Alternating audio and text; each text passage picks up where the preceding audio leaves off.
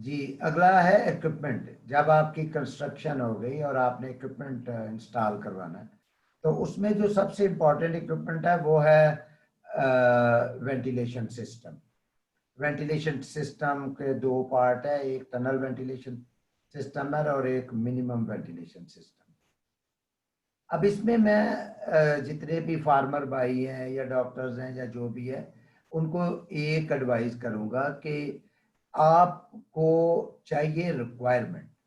आप ये ना कहें 8 पंखे लगा दो तो 48 पैड लगा दो तो ये लगा दो। ये जो आप जैसे इमरान साहब जो स्पेशलिस्ट है ना, जो भी हैं, जिससे भी वो बात करते हैं, तो उनसे कहें कि हमें 600 फुट पर मिनट का अंदर एयर फ्लो चाहिए। इसमें पंखे कितने लगने हैं, पैड कितने लगने हैं, ये आपको कोई प्रोफेशनल आदमी बताएगा। जब बन रहा होता है फार्म, एक पंखा प्लस कर ले या माइनस कर ले, उससे फर्क नहीं पड़ता। लेकिन जब बन जाता है तो फिर उसके बाद बड़ी मुश्किल आ जाती है।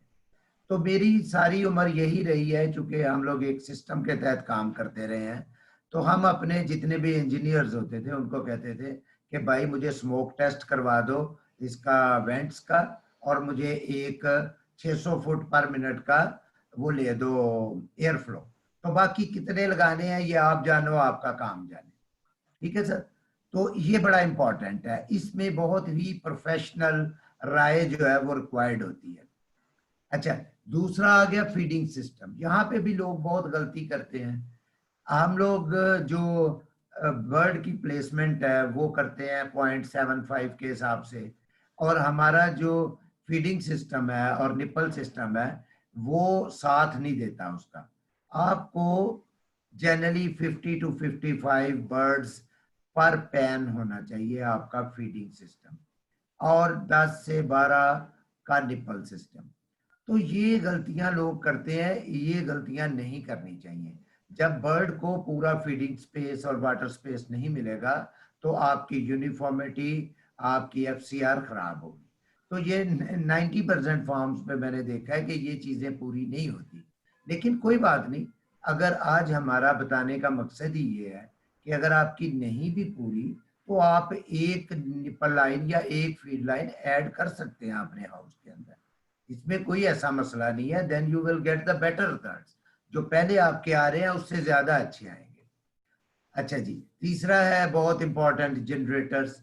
आपके पास कम से कम 2 स्टैंड बाई जनरेटर्स होने चाहिए। एक कोई 30-35 केवीए का, ताकि जो रूटीन में 15-20 दिन तक का जितना भी प्रोसेस है वो छोटे जनरेटर पे चल जाता है। तो फिर गर्मियों में जब आपको ज्यादा सिस्टम पूरा चलता है, सारे फैंस चलते हैं, पैडों की मोटरें चलती हैं, तो उस वक्त बड़ा जनरेटर रिक्वायर्ड होता है, 100 केवीए या 110 केवीए, जो भी। बहरहाल दो दो जो है ना स्टैंड बाई जनरेटर्स आपके पास होने चाहिए। जी इमरान भाई, इन सिलसिले में आपने कुछ पूछना है तो आप पूछे। जी सर, बिल्कुल इक्विपमेंट के बारे में जो आपने वेंटिलेशन का बताया, तो मैं ये चाहूँगा कि जो हमारे फार्मर्स जितने भी हैं, हमारी हाइको में भी जो हमारा यूट्यूब चैनल है उस पर ये वेंटिलेशन के बारे में कंप्लीट थॉरोली जो है वो डिस्कस हुआ है। वो हमारी वीडियोज़ हैं, वो आप देखें। डेफिनेटली आपको पता होना चाहिए कि वेंटिलेशन की रिक्वायरमेंट्स क्या है, मिनिमम वेंटिलेशन की क्या रिक्वायरमेंट है। जिस तरह मिनिमम वेंटिलेशन की रिक्वायरमेंट है 0.5 CFM पर बर्ड, जो हम लोग देते हैं पर केजी, तो ये बड़ा इंपॉर्टेंट है। और इस पे आप जो है डिपेंड करता है आपके शेड का माहौल भी, उसको भी आपने देखना है कि अगर आप डस्ट ज़्यादा है तो आप मिनिमम वेंटिलेशन कम कर सकते हैं। और अगर आप कह रहे हैं कि सफोकेशन महसूस हो रही है, आप उसको बढ़ा सकते हैं। तो ये आप डिपेंड करता है आप उनकी साइड पे। और मिनिमम वेंटिलेशन के हमने ये ख्याल रखना होता है कि बर्ड को डायरेक्ट हवा हिट नहीं करनी, ठीक है। तो वो हम कहते हैं कि थर्मो, जो हमारा जो एयर वॉल इनलेट्स हैं वहां से एयर जब आए तो वो सेंटर ऑफ द हाउस जो है हिट करके नीचे आए। तो इसके लिए डॉक्टर साहब ने बताया कि स्मोक टेस्ट, क्योंकि मैं आपको बताऊं कि पूरी दुनिया में मैंने मैंने मैंने विजिट्स किए हैं, फार्म्स विजिट किए हैं, जितने फार्म भी डिजाइन होते हैं, प्रॉपर एक कंसल्टेंट डिजाइनर जो है वो उसको डिजाइन करता है। उसके बाद जो है नेक्स्ट जो है उसका जो स्टार्ट से पहले, फ्लॉग स्टार्ट से पहले उसका स्मोक टेस्ट होता है। और स्मोक टेस्ट में आपको जो वेंटिलेशन डॉक्टर साहब ने बताया कि वो प्रॉपर आपको एक्सप्लोर होता है कि आपकी शेड का नेगेटिव प्रेशर कितना है। तो negative pressure difference between outside और इनसाइड एयर जो है उसका होता है। तो ये चीज बड़ी इंपॉर्टेंट होती है। ये अगर आप लोग एक दफा एक्सप्लोर कर ले तो आपको प्रॉब्लम नहीं होता। तो ये बड़ी चीज जबरदस्त बात की। और उसके बाद ये फीडिंग सिस्टम है, ये भी डॉक्टर साहब ने बताया कि जिस तरह लोग जो है अंडर एस्टिमेटेड काम करते हैं, जिस तरह वेंटिलेशन में अंडर एस्टिमेटेड, आपने दूसरे फार्म देख लिया, आपने 8 फैन लगा लिए, 9 फैन लगा लिए, और फैन भी आपने क्वालिटी नहीं देखी फैंस की, तो डेफिनेटली आपका जो है वो आपको रिजल्ट नहीं मिलेगा। 600 फुट पर मिनट के लिए आपको प्रॉपर फैंस भी वैसे इंस्टॉल करने पड़ेंगे, और उसका क्रॉस सेक्शन एरिया भी उतना होना चाहिए, और आप उसके लेवल से आपका हो, और बड़ा आसान चीज है, अगर आप किसी कंसल्ट कर लें, आप हमारी वीडियोस देख लें, आपको कि ये चीजें पता होनी चाहिए, क्योंकि बाद में आपके जो प्रॉब्लम आते हैं वो आपके मिलियंस आपको लॉस करते हैं।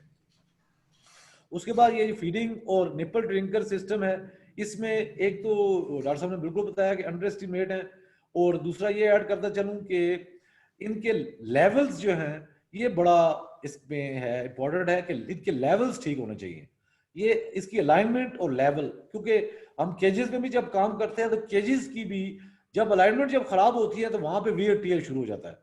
इसी तरह यहाँ पे फीडिंग सिस्टम की और निपल ट्रिगर सिस्टम की जब आपकी देखेंगे अलाइनमेंट आपकी खराब होंगी तो आपको जो है प्रॉब्लम शुरू होना हो जाएगा। और निपल ट्रिगर के साथ जो है ये ऐड करता चलूं कि आपने वाटर मीटर लाजमी लगाना है, क्योंकि पानी का जो मीटर जब लगा होगा तो आप वहां से एनालिसिस कर लेंगे, अगर आपकी बर्ड को कोई मसला होगा तो सबसे पहले वो पानी पीना काम करता है, ये बड़ा इंपॉर्टेंट चीज है। तो ये आप लाजमी जो है सिंपल आप उसकी रीडिंग नोट करें, आप आपके पास अगर कंट्रोलर नहीं भी है तो आप मेन लाइन पे अपना एक जो है वाटर मीटर इंस्टॉल कर लें, तो वो आप डेली नोट करें, उसका जो है पूरे चार्ट्स अवेलेबल हैं, वो आपको पता लगेगा। और उसके बाद जो नेक्स्ट जो 4 है जनरेटर्स का, तो डेफिनेटली स्टैंड बाई जो है इसके लिए इलेक्ट्रिसिटी जो है ये है। और इसमें मैं थोड़ा सा ये ऐड करूंगा कि एक तो आपने अपने लोड की कैलकुलेशंस करनी है प्रॉपर, और जब आप जो है जनरेटर्स लगाएंगे तो डेफिनेटली आपने जितने भी आपके जो हैं फॉर्म्स हैं, अगर आपके पास 10 फॉर्म्स हैं तो आपने उसमें टाइमर्स ऐसे लगाने हैं कि हर फॉर्म जो है आपका कंट्रोलर, आपने पूरा मेन टाइमर नहीं लगाना उस पर, आपने सिंपल जो अपने कंट्रोलर पे टाइमर लगाना है कि आपका वो एक पहला फॉर्म आपका डायरेक्ट स्टार्ट हो और दूसरा 5 सेकंड, नेक्स्ट 5 सेकंड, इस तरह 8 सेकंड, 10 सेकंड, 15 सेकंड, 18 सेकंड, तो ये एक डिले रखनी है जिसपे आपका जनरेटर्स पे आपके लोड नहीं आएंगे।